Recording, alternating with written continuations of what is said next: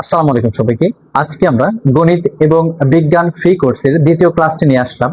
তো আজকে আমরা গত ক্লাসের যে কনফিউশন গুলো আছে তো সেগুলো নিয়ে আলোচনা করব এবং নতুন টপিক নিয়ে আলোচনা করব। তোমরা যারা ক্লাসটি দেখতেছো তোমরা দয়া করে তোমাদের মূল বই এবং খাতা এবং কলম নিয়ে বসে পড়ো, আমরা ক্লাসটি শুরু করতেছি।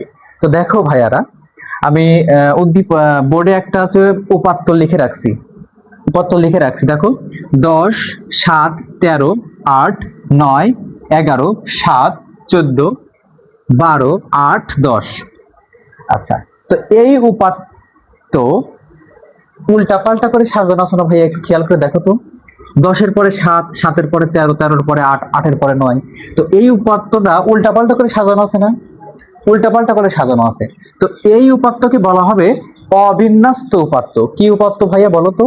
অবিন্যস্ত উপাত্ত। তার মানে হচ্ছে যেই উপাত্তগুলা অগোছালো, তার মানে হচ্ছে মানে উল্টা পাল্টা করে সাজানো থাকবে, সেই উপাত্তকে বলা হবে কি ভাইয়া? অবিন্যস্ত উপাত্ত। কথা কি বুঝতে পারছো ভাইয়া? অবিন্যস্ত উপাত্ত। আচ্ছা, তাহলে বিন্যস্ত উপাত্তটা কি? বিন্যস্ত উপাত্ত হচ্ছে এই অগোছালো বা অবিন্যস্ত উপাত্তকে যখন আমরা গুছিয়ে লিখবো তখন সেটাকে বলা হবে বিন্যস্ত উপাত্ত। সেটা দেখতে কেমন? চলো। আচ্ছা, এই উপাত্তের দেখো তো ভাইয়া, সবচেয়ে ছোট সংখ্যা কোনটি? তুমি ছোট থেকে বড় সাজাইতে পারো বা বড় থেকে ছোট সাজাইতে পারো বিন্যাস করার সময়, মানে সাজিয়ে লেখার সময়। কথা কি বুঝতে পারছো ভাইয়া? আচ্ছা, এই উপাত্তে দেখো ভাইয়া, সবচাইতে ছোট সংখ্যা কোনটা দেখো তো। 7 কি সবচেয়ে ছোট সংখ্যা নয় বা পদ নয়? দেখো তো। তো আমি যখন বিন্যাস করবো মানে সাজিয়ে গুছিয়ে লিখবো, তখন দেখো আমি লিখতেছি, প্রথমে 7 লিখলাম, তারপর দেখো তো ছোট সংখ্যা কোনটা? 8। দেখো 8 কয়বার আছে ভাইয়া? দেখো তো, একটু খেয়াল করে দেখো তো। 8 3বার আছে, তার মানে আমি সাজিয়ে লেখার সময় 8 এই 3বার 8ই লিখবো। বুঝতে পারছো ভাইয়া? এই 8 3বারই লিখলাম। এবং দেখো তারপরে ছোট সংখ্যা কোনটা? 9। দেখো 9 একবার আছে না? দেখো তারপরে 9 সাজিয়ে লিখলাম 9। তারপরে কোনটা দেখো তো ভাইয়া?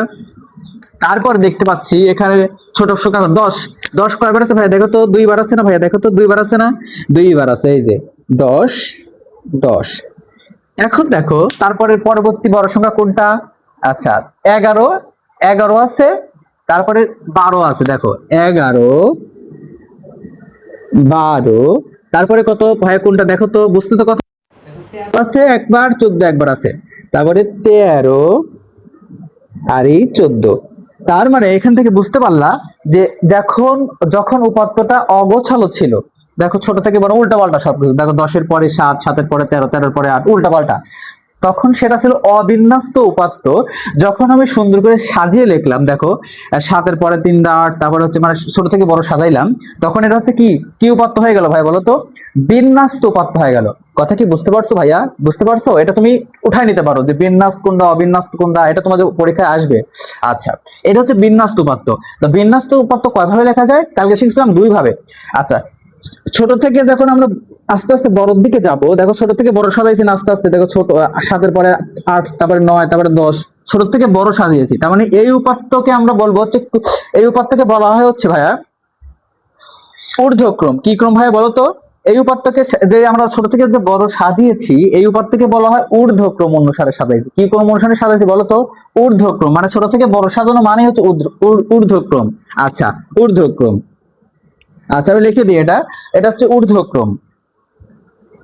ঊর্ধ্ব ঊর্ধ্ব ক্রম। ঠিক আছে ভাইয়া?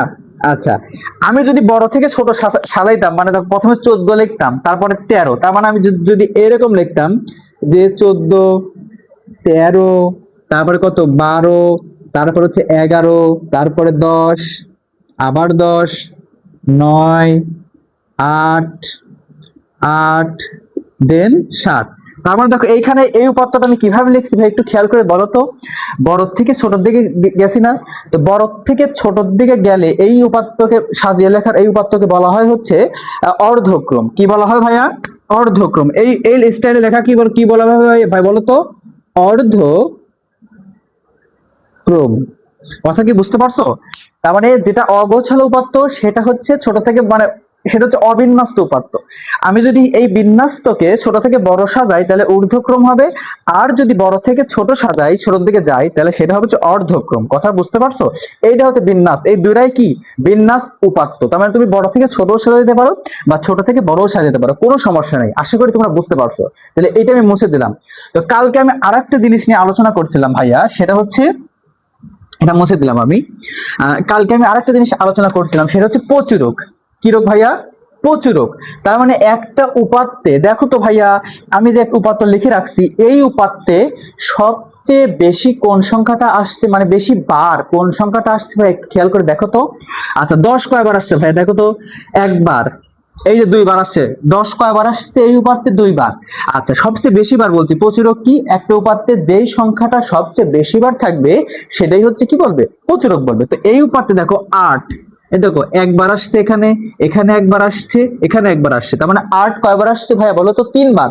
তার মানে এই উপাত্তে প্রচুরককে 8ই হচ্ছে প্রচুরক। তার মানে লিখবা হচ্ছে যে এই উপাত্তে 10, সরি, এই উপাত্তে 8 3 বার আছে।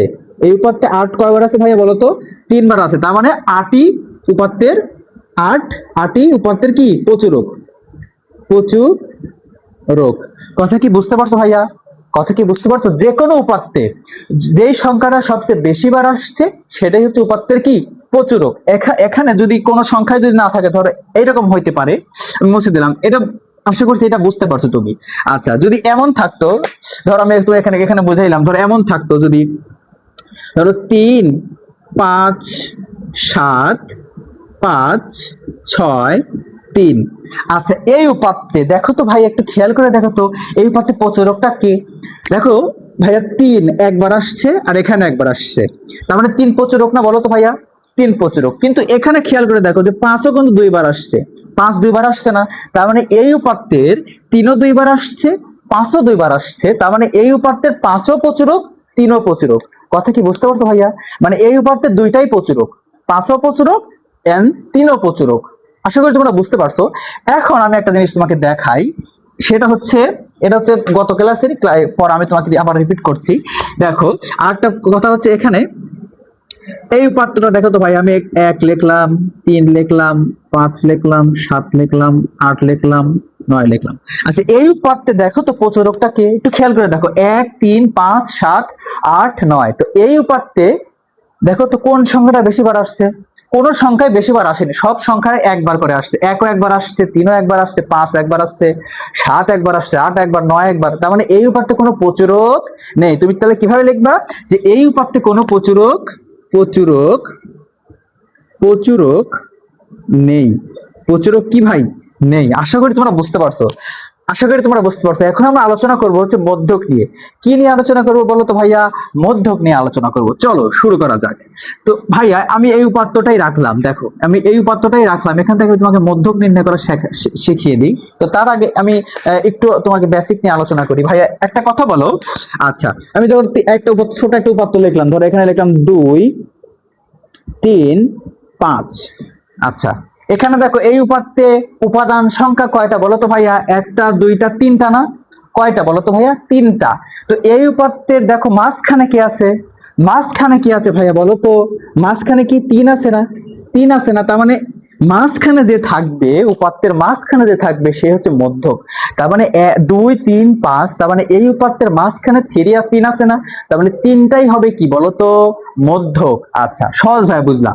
আমি যদি একটু বড় তোমাকে দেই, ধরো আমি দিলাম 2 3 5 7 9 10। তো এই উপাত্তের মধ্যককে বলো তো ভাইয়া? এই উপাত্তের মধ্যকটাকে, আচ্ছা আমি আরেকটা বাড়াই দিলাম, ধরো 12 দিলাম। তো এই উপাত্তের মধ্যকটাকে একটু খেয়াল করে সুন্দর করে বলো তো ভাইয়া। তো দেখো আগে দেখবো উপাদান সংখ্যা কয়টা। 1টা 2টা 3টা 4টা 5টা 6টা 7টা। 1টা 2টা 3টা 4টা 5টা 6টা 7টা। আচ্ছা তো 7 বিজোড় সংখ্যা, তাই তো ভাইয়া? আচ্ছা তো দেখো মাঝখানে কি আছে, দেখো মাঝখানে কি আছে, দেখো 1 2 3, এখান থেকে 3 পদ বাদ দিলাম, 1 2 3, এখান থেকে 3 পদ বাদ দিলাম। তো মাঝখানে কি আছে বলো তো ভাইয়া? 7 আছে না ভাইয়া বলো তো? 7 আছে না? 7 কয় নাম্বার পদ দেখো তো? 1 2 3 4 নাম্বার পদ না 7? 7 কয় নাম্বার পদ? 7 হচ্ছে 4 নাম্বার পদ, তার মানে এই উপাত্তে মধ্যককে, মধ্যক হচ্ছে 7। তো উপাত্ত মধ্যক শেখার আগে তোমাকে একটা জিনিস শিখতে হবে। চলো আমি এখান থেকে তোমাকে শিখিয়ে দিই। আচ্ছা, এটা মুছে দিলাম, আশা করি তোমরা এটুকু বুঝতে পারছো। আচ্ছা ভাইয়া দেখো, এটা তো অগোছালো উপাত্ত, তাই তো? তো আমাকে প্রথমে উপাত্তটাকে বিন্যাস করতে হবে, দেন মধ্যক নির্ণয় করতে হবে।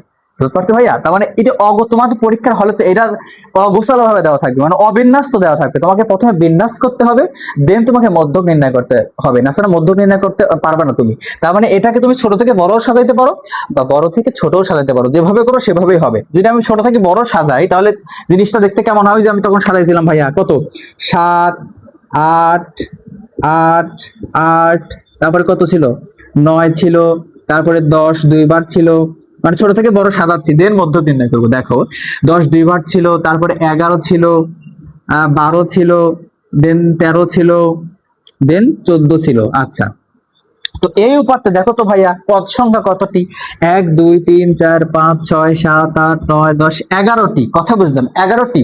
তার মানে তুমি মধ্যক নির্ণয় করার ক্ষেত্রে তোমাকে আগে এইগুলাকে কি করতে হবে? এইগুলাকে তোমাকে ছোট থেকে বড় বা বড় থেকে ছোট সাজাইতে হবে, তার মানে বিন্যাস করতে হবে, দেন মধ্যক নির্ণয় করতে হবে, না হলে মধ্যক নির্ণয় করা হবে না। আচ্ছা, তো আমি ছোট থেকে বড় সাজাইলাম। তো এখন দেখো পদ সংখ্যা কি বিজোড় না? দেখো তো ভাইয়া 1 2 3 4 5 6 7 8 9 10 11, তার মানে 11 সংখ্যা কি বিজোড় না ভাইয়া বলো তো? তো সংখ্যা যখন বিজোড় হবে তখন মাঝখানে যে থাকবে সেই মধ্যক, তার মানে হচ্ছে এখানে পদ সংখ্যা কত ভাইয়া বলো তো?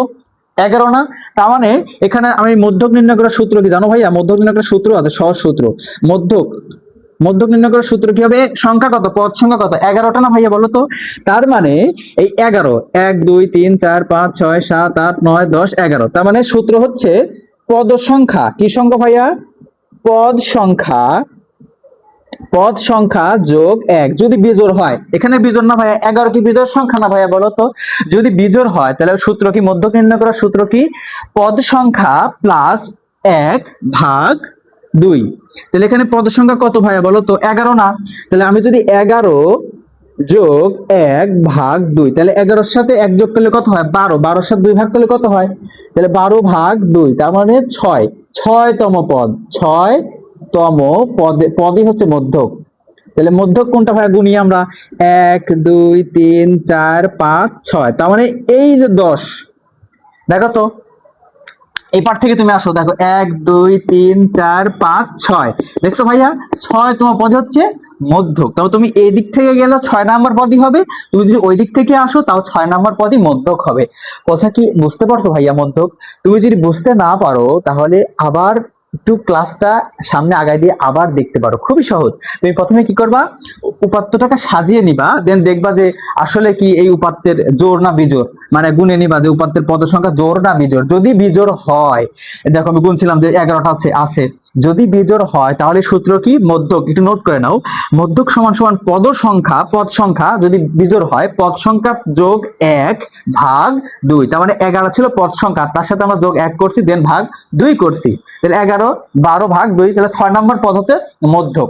আচ্ছা 1 2 3 4 5 6 নম্বর পদ মধ্যক, এদিক থেকে আসলো সেটাই মধ্যক হবে। আশা করি তোমরা বুঝতে পারছো। যদি পদ সংখ্যা বিজোড় হয়, আর যদি পদ সংখ্যা জোড় হয় তাহলে তুমি কি করবা? দেখো মুছে দিলাম, এটা উঠায় নিও, হ্যাঁ ভাইয়া উঠায় নিও, তাহলে বুঝতে সুবিধা হবে। আমি এটা মুছে দিলাম। আচ্ছা, যদি ধরো আমি আচ্ছা এটা থাক। আচ্ছা আমি এটাও মুছে দিলাম, সমস্যা নাই, এটা মুছে দিলাম। তো যদি মানে পদ সংখ্যা জোড় হয়, আগে ছিল কি এখানে বিজোড় ছিল না, মানে 11টা ছিল না পদ সংখ্যা, দেখো পদ কাটা 11টা না, 1 2 3 4 5 6 7 8 9 10 11। আমি যদি ধরো এখানে আরেকটা পদ বাড়িয়ে দিলাম, কত বাড়িয়ে দিব বলো? আমি ধরো 14 বাড়িয়ে দিলাম, 14 মানে 14 আরেকটা লিখলাম, তার মানে পদ সংখ্যা এখানে কতটি হইলো বলো তো ভাইয়া? 12টি হলো না? এখানে আমি যদি এটাকে যদি বিন্যাস করি তাহলে দেখতে কেমন হবে? দেখো 7 8 8 8, দেন কত 9, দেন হচ্ছে 10 দুইবার, দেন হচ্ছে 11 একবার আছে, 12 12 কয়বার আছে ভাইয়া? দেখো তো 12 কয়বার আছে? 12 একবার আছে মেবি, 12 আচ্ছা 10 দুইবার 11, 11 একবার, 12 কয়বার আছে? 12 একবারই আছে। আচ্ছা ভুল হলে পরে দেখবো আবার। দেখি 13 একবার আছে, 14 দুইবার আছে, কয়বার আছে ভাইয়া? 14 দুইবার আছে। তাহলে আমি পদ সংখ্যা গুনি, তাহলে তো হচ্ছে 1 2 3 4 5 6 7 8 9 10 11 12। তার মানে এইখানে পদ সংখ্যা কি জোড় না, এখানে পদ সংখ্যা কিন্তু জোড়। তাহলে এইখানে মধ্যক আমরা কেমনে নির্ণয় করব? আগে দেখো সাজিয়ে নিয়েছি, দেন মধ্যক নির্ণয় করার সূত্র কি হবে? এখানে তুমি এখানে তোমাদের ষষ্ঠ শ্রেণীর বইয়ে তো সূত্র নেই আমি দেখলাম, তো সূত্র না থাকলে তুমি কিভাবে বের করবা? আচ্ছা ভাই দেখো, সূত্র না থাকলে তুমি কিভাবে বের করবা? আচ্ছা, তো জোড় সংখ্যা যেহেতু মানে এন এর মান মানে আর কি পদ সংখ্যা কত? 12টা না ভাইয়া? 12টা। আচ্ছা, তুমি কিভাবে বের করতে? মানে এখানে পদ সংখ্যাকে এন দ্বারা প্রকাশ করবা। কি দ্বারা ভাইয়া? এন এর মান কত? 12 না? পদ সংখ্যাকে এন দ্বারা প্রকাশ করবা, এন দ্বারা। তো পদ সংখ্যা কয়টা? 12টা। তোমার সূত্র হচ্ছে এন ডিভাইডেড 2 তম পদ যোগ এন ডিভাইডেড 2 প্লাস 1, সরি এটা মুছে দিলাম, এখানে লিখলাম n ইজ ইকুয়াল টু 12 তম পদ ডিভাইডেড 2। তার মানে আমি যদি তোমাকে সহজভাবে এটা বোঝাতে চাই, তাহলে দেখতে কেমন হবে এটা একটু খেয়াল করে দেখো। আচ্ছা, ধরো আমি এখানে লিখলাম, ধরো 1 2 4 6। আচ্ছা, এই উপর থেকে দেখো তো জোড় সংখ্যা না? 1 2 3 4, 4 কি জোড় সংখ্যা না ভাইয়া? যদি জোড় সংখ্যা হয় তাহলে কি মাঝখানের দুইটা কি মধ্যক হবে না? তো মাঝখানের দুইটার যোগফল মানে মাঝখানের দুইটার গড়ই হচ্ছে মধ্যক হবে। কেমন ভাবে দেখো, এটা কয় নাম্বার পদ? 2 নাম্বার পদ। এটা কয় নাম্বার পদ? 3 নাম্বার পদ না ভাইয়া বলো তো? তো আমাদের সূত্র কি? এটা সূত্র না? তাহলে মোট এন এর মান কত? 1 2 3 4। মোট এন এর মান কত? 4 না ভাইয়া বলো তো? মানে পদ সংখ্যা কত? 4। তো দেখো আমাদের সূত্র কি? n ডিভাইডেড 2, মানে 4 যদি 2 দ্বারা ভাগ করে n divided 2 plus n divided 2 plus 1 divided 2। তাহলে এখানে n এর মান কত ভাইয়া বলো তো? n এর মান কত? 4 না? তাহলে 4 ভাগ 2 তম পদ প্লাস 4 ভাগ 2 দিলে 4 ভাগ 2 প্লাস 1। তার মানে দেখো এখানে একটু খেয়াল করো, 4 যদি আমরা 2 দ্বারা ভাগ করি তাহলে কত হয়? 2। এবং এখানেও 2 হয়, 4 2 দ্বারা ভাগ করলে তাহলে হচ্ছে 2 এবং 3 নাম্বার পদ। দেখো ভাইয়া এখানে ভাগ করলে 2 আসে প্লাস 2 তম পদ প্লাস 3 তম পদ। তাহলে এটা 2 কয়তম পদ ভাইয়া? 2 তম পদ না? আর 4 কয়তম পদ? 3 তম পদ না? তার মানে এই দুইটার যোগফলকে যোগ করার পরে আবার 2 দ্বারা ভাগ করতে হবে। তার মানে এই দুইটার যোগফল দেন 2 দ্বারা ভাগ করলে আমরা কি পাবো? মধ্যকটা পাবো। একটু কঠিন লাগবে ভাইয়া, একটু কঠিন লাগবে, এটা একটু কঠিন। আচ্ছা, তো 4 এবং 2 যোগ করলে কত হয়? 6। 6 কে 2 দ্বারা ভাগ করলে কত হয় ভাইয়া? 3 হয় না বলো তো? তার মানে এর মধ্যক কত? এর মধ্যক হচ্ছে 3। আচ্ছা, তো আমি যদি এই বড় অঙ্কটা করি, এখন একটু মুছে দিলাম। আচ্ছা, আমি যদি বড় অঙ্কটা করি, তো এখানে পদ সংখ্যা কত ছিল ভাইয়া? 12। তার মানে n এর মান কত ভাইয়া বলো তো? 12। আচ্ছা, তার মানে দেখো যদি n এর মান যদি এখানে 12 হয়, 12 ভাগ কত? সূত্রের 2, সূত্রের এই যে 2 আছে না? তম পদ প্লাস n এর মান হচ্ছে 12 ভাগ 2 সূত্রের 2 প্লাস 1 তম পদ